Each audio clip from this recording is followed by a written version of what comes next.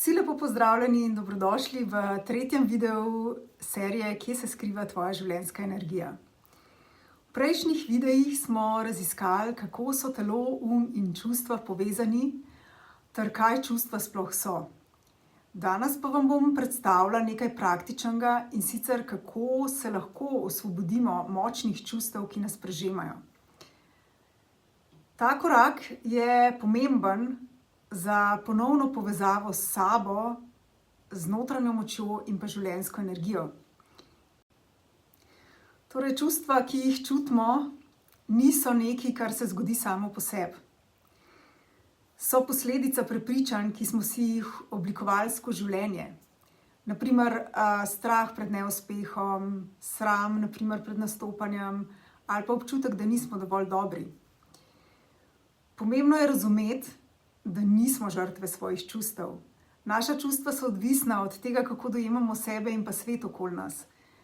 In dobra novica je ta, da lahko ta dojemanja spremenimo. In ni res, da je naše čustveno stanje zabetonirano.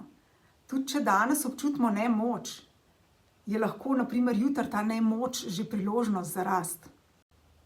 In raziskave kažejo, da imajo možgani izjemno sposobnost prilagoditve. To pomeni, da se lahko učimo novih načinov reagiranja, ustvarjamo nove možganske povezave in se osvobajamo od starih omejujočih, nekoristnih prepričanj. Na primer, če občutite močna čustva, kot so jeza, strah, žalost, nemoč, obstaja rečeno preprost korak za vzpostavitev večje objektivnosti do čustev. V praksi seveda je ta korak večji izziv, sploh če je intenzivnost čustev res visoka. Skratka, kaj lahko naredite? Najprej se ustavite in globoko vdihnite in si recite: jaz sem in trenutno občutim to jezo, strah ali pa žalost.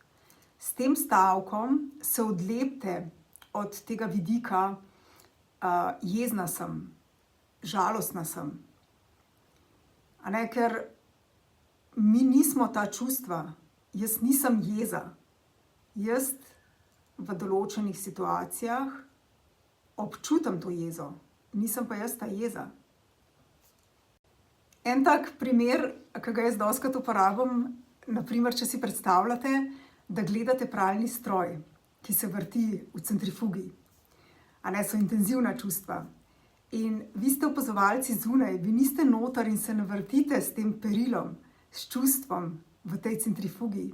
Opazujete vse od zunaj in na voljo imate gumbe, da lahko to ustavite, spremenite program ali pa pač počakate, da čustvo mine.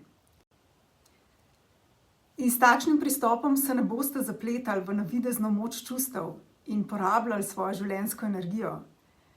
Od nakopičenih čustev se boste lahko končno osvobodili in pridobili življenjsko energijo, ki jo boste lahko uporabili za kaj bolj koristnega, kot je na primer zaupanje v vašo pot do ozdravitve. In to je za naše tretje video srečanje vse. V zadnjem videu pa bomo raziskali, kako je v potlačenih čustvih ujeta naša življenjska energija in kako ta energija lahko postane ključ za celostno okrevanje.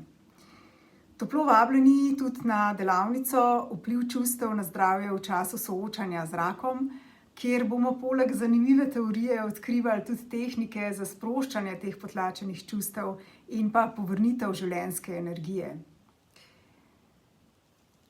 Več informacij seveda lahko najdete tudi spodaj v objavi ali pa na spletni strani karunaobjem.si. Imejte lep dan. Čau!